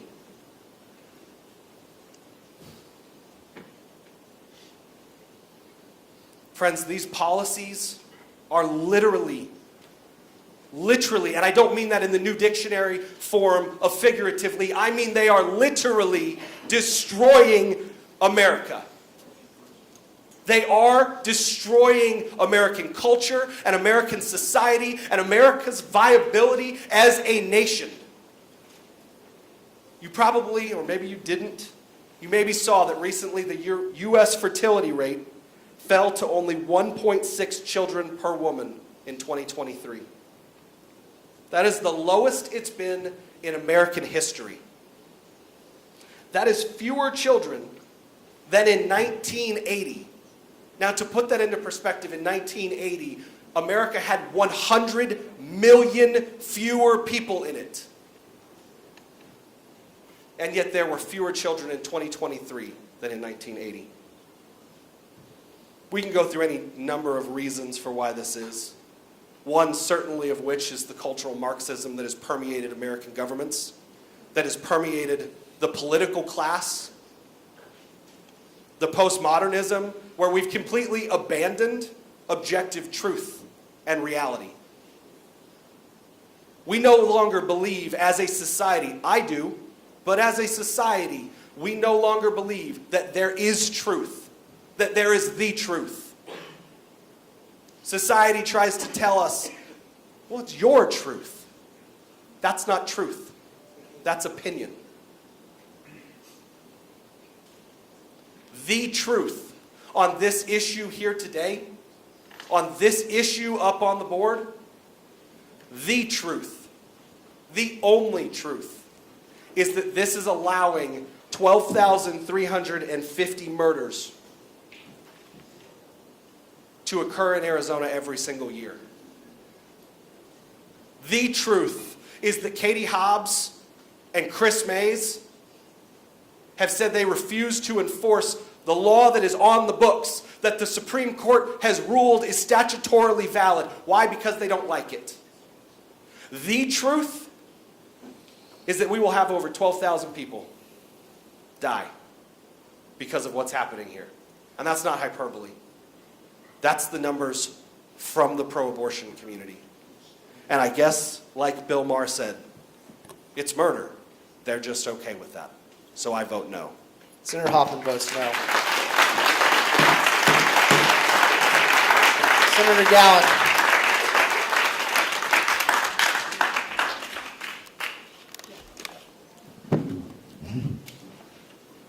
Thank you, Mr. President. I rise Proceed. to explain my vote. Thank you, Mr. President, members. It's been a pretty bad day in my mind. I'm very saddened. I've been pro-life ever since I remember. Today makes me feel like when 9/11 hit. I have that feeling. I don't know if many of the other side who is voting yes on this don't understand that feeling in this arena for this. That's the way I believe a lot of us are feeling for this issue here. Because when you bring up territorial law, and you say territorial law like it's, it's just old or antiquated law, as one of my colleagues spoke on that. I guess the Constitution most likely is, because it was created before the territorial law. But we still believe in the Constitution. We still believe that murder should be punished, theft should be punished. We still follow laws even from England, from English law. Are those not antiquated?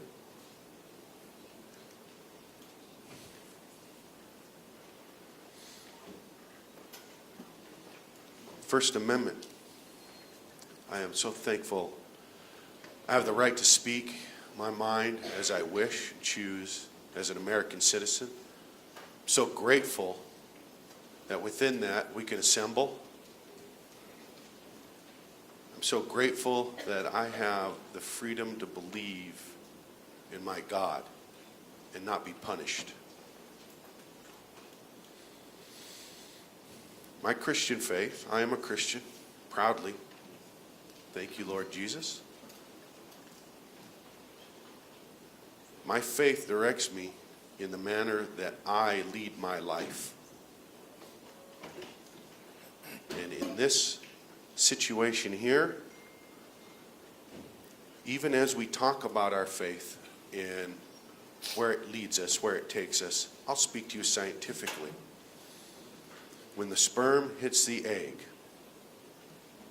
that is a life. And we know this scientifically. From the preborn in the womb to birth to you and me right now. Is that not life? These babies are innocent. And it saddens me we're here today voting to take away the ability for them to live. I wear these proudly. I have feet on my lapel.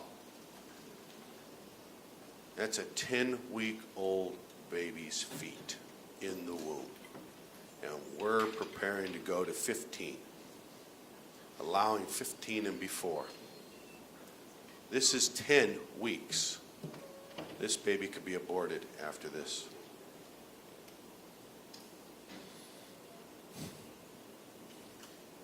That's why I'm sad today. You know, I look at this and I think about my two sons. When my wife was pregnant, was in the womb, 5th month, doctors were saying, well, we don't know if it's going to make it. You may want to think about aborting. And that didn't even come to our mind as they said it. We said no. Same thing with my second child. My wife's womb was very thin and said she might not be able to carry him to term. You might think about that. And of course, we said no. Now, my two sons, 28-year-old David Jr., mining engineering degree, just took his LSAT. He'll be going into law. Wasn't viable at 5 months, yet here we are. My other son graduated high school early. Now he's in college. He's going into his senior year. That's life. That's my family's life. I feel for many others who are about to lose their lives. And I will pray that this nation will that our Lord will turn our nation to the right again.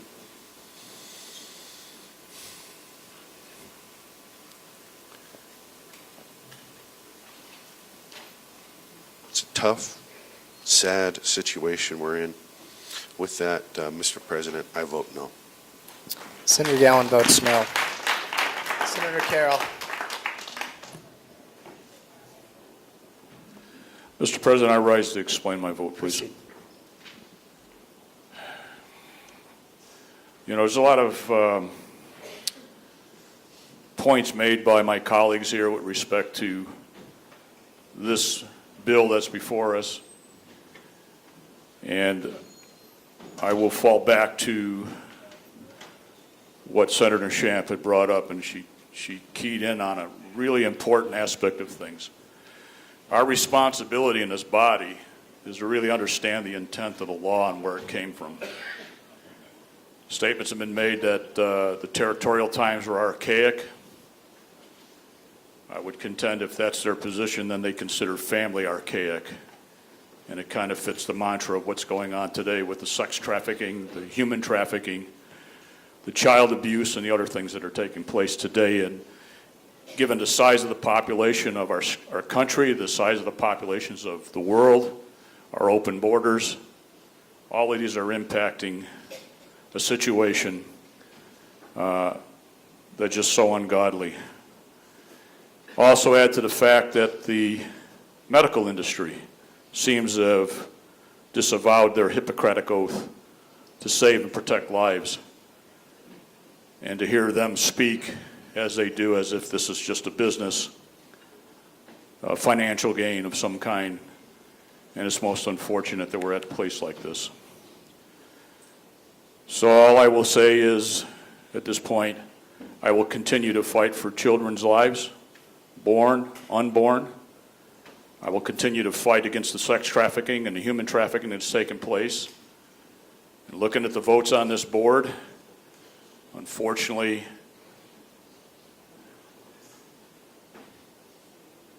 we're attacking the family as well.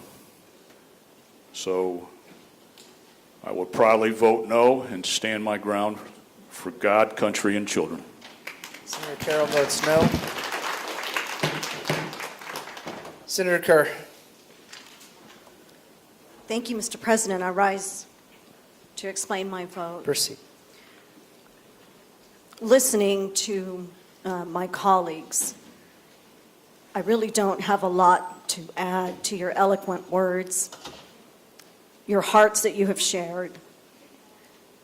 For those of you supporting life today. And I'm just sitting here reminded how far we've come from teaching how precious the sanctity of human life is. And we've got to get back to that. We have to teach it to our children, our grandchildren, and beyond. as has been mentioned, my vote reflects being a voice for the voiceless. And I agree with those who have said,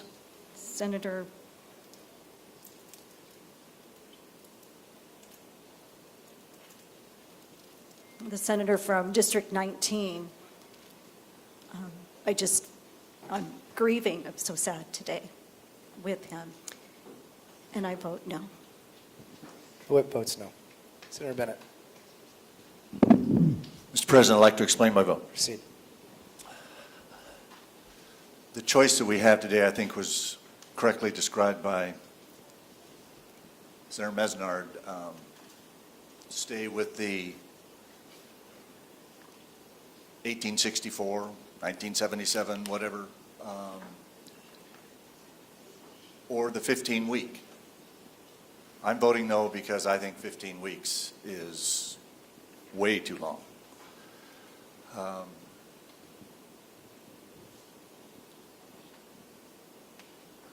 I think the law in the books presently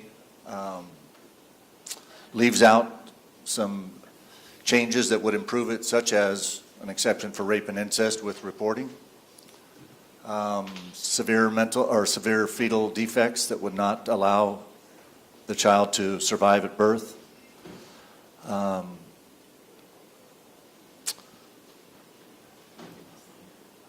Our daughter is a labor and delivery nurse and has practiced for 18 years, 13 in Arizona, 5 in Utah. She usually works 3 or 4 days a week. And at the end of every shift, she calls either her mother or me or both to tell us how her day went. And that means that I've heard hundreds of stories, many of them joyous, and many of them so heart-wrenching, it's beyond my comprehension how she does what she does.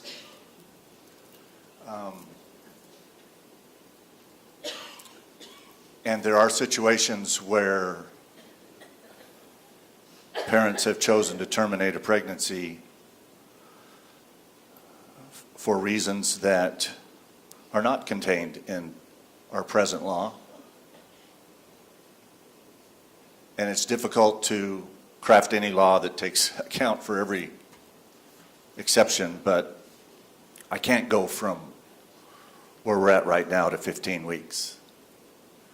Because long before that, and I give a lot of emphasis on when the heart starts beating and when the brain of that child is emitting waves. And that's long before 15 weeks. So that's a critical point to me. We can debate as pro-lifers or all of us when life begins. God knows that, but to me it's long before 15 weeks. But I want to say that I respect the persons behind every one of the names on this board, whether you're green or red. I'm sure you're voting your conscience, and I will stand for that to the end. But I can't, if I have to choose between where Arizona is at right today or going to the 15 weeks, I choose where it's at right now, and I vote no. Senator Bennett votes no. System's now closed. By your votes of 16 ayes, 14 nays, you have passed House Bill 2677.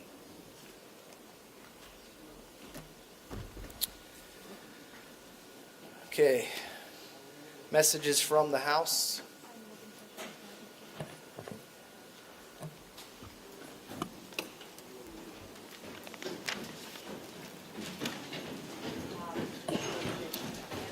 The reader will read the message. Mr. President, in compliance with Article 4, Part 2, Section 9, Constitution of Arizona, I am directed by the House to inform the Senate that it accedes to the Senate request and grants consent to the Senate to adjourn the 56th Legislature second regular session after it has completed its labors Wednesday, May 1st, 2024 until Wednesday, May 8th, 2024, and accede to the request of the Senate and grant consent to the Senate at the discretion of the President to adjourn Wednesday, May 8th, 2024 or Thursday, May 9th, 2024 after it completed its labors until Wednesday, May 15th, 2024. Respectfully, Crystal Esperano, Chief Clerk. Introduction and first reading of reference of bills.